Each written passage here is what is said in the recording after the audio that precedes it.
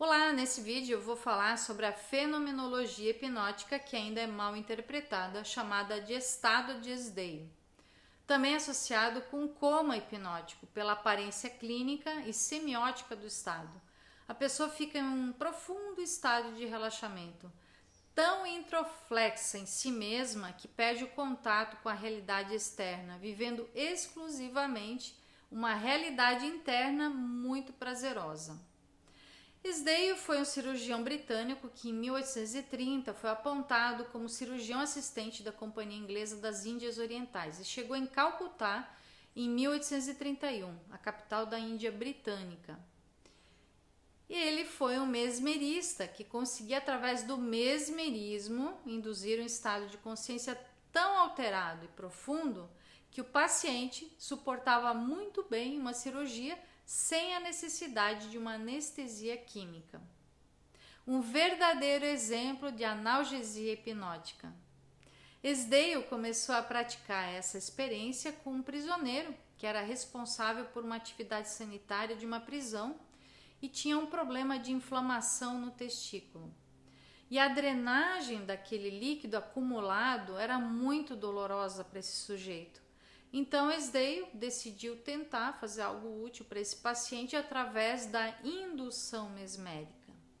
A primeira experiência de Esdeio foi depois repetida em muitas localidades da Índia.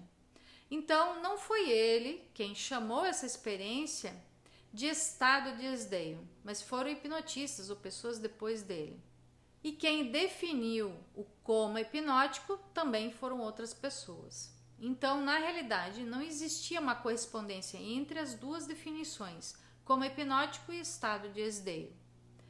Esdeio descreveu o que ele obteve de uma forma bem pontual. Por isso, o verdadeiro estado de Esdeio, que até poderíamos comparar com o coma hipnótico, porque de um ponto de vista semiológico não se diferencia de um estado de coma, era obtido depois de dias seguidos de induções mesméricas, que seriam aplicados em várias horas de passes magnéticos.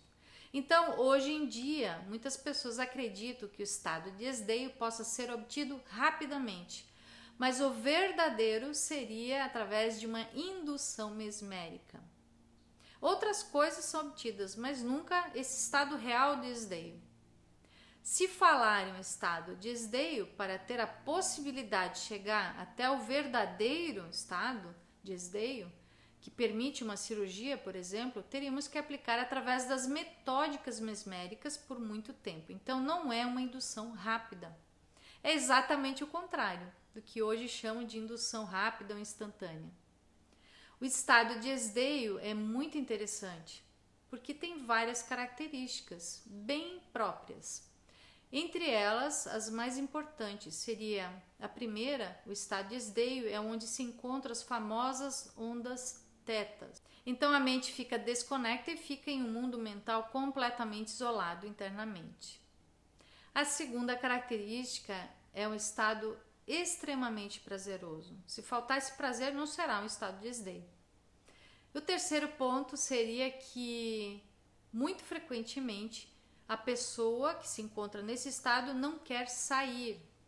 Então, uma experiência comum é o fato que a pessoa não responde aos comandos e sugestões comuns do operador. A resistência de retornar ao estado de vigília pode ser muito forte. Então, para quem estuda hipnose, tem que saber as manobras específicas para que a pessoa retorne ao estado de consciência natural.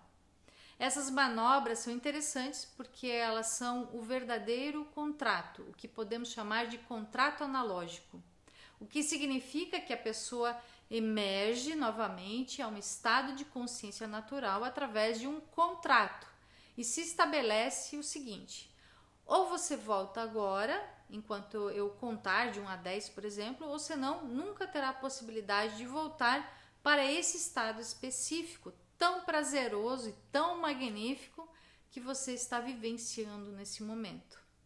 Então, sob essa ameaça vinculada, a pessoa volta. É comum as pessoas questionarem se o estado de Esdeio é perigoso, se a pessoa pode não voltar desse estado. Se acontecer algo que o hipnotista impeça de interagir com o paciente, o que poderia acontecer? A pessoa ficaria ali nesse estado por um tempinho e depois voltaria espontaneamente, retornaria bem, com sensações agradáveis. Uma das coisas boas desse estado é a recuperação da energia psíquica, isso é, o que proporciona esse estado em si. E outra dúvida que normalmente pergunto é se esse estado serve para terapia. Na realidade, não serve, porque a terapia hipnótica baseia-se em um conceito, que é a possibilidade de comunicar com a mente inconsciente. E uma das poucas formas de transe onde a comunicação é impossível é exatamente o estado de esdeio, porque a pessoa está ali naquele estado tão profundo que não se comunica. E por isso o operador não tem nenhuma possibilidade prática de começar o seu processo terapêutico. Então, o estado de esdeio não serve muito para a terapia conversacional. Para que serve então esse estado? Serve para analgesia, porque a pessoa nesse estado de esdeio desenvolve analgesia sem dor. Se fala também que pode desenvolver catalepsia, que ocorre na vasta maioria dos casos. Podemos também entender a diferença entre o estado de esdeio e coma hipnótico. Então, para chamar de estado de esdeio, precisaria ser construído pelo método de esdeio. Não faz sentido chamar de estado de esdeio as induções rápidas e clássicas, quando encontra uma pessoa em um estado muito profundo de transe. Isso ainda assim não poderíamos chamar de estado de esdeio. O estado verdadeiro é obtido lentamente através de passes magnéticos, de aprofundamento, que seriam as técnicas mesméricas. Então, o estado de esdeio é um estado mesmérico.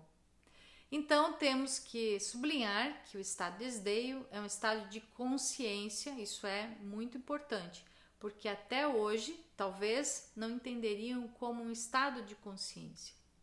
Obviamente, a hipnose é um estado alterado de consciência e um estado de esdeio é a demonstração da máxima alteração possível de um estado alterado de consciência, confirmado pelas referências eletroencefalográficas, onde se encontram as ondas θ, que são as ondas da máxima lentidão desse jeito. Então, o cérebro, neurofisiologicamente, trabalha lentamente porque a mente está introflexa.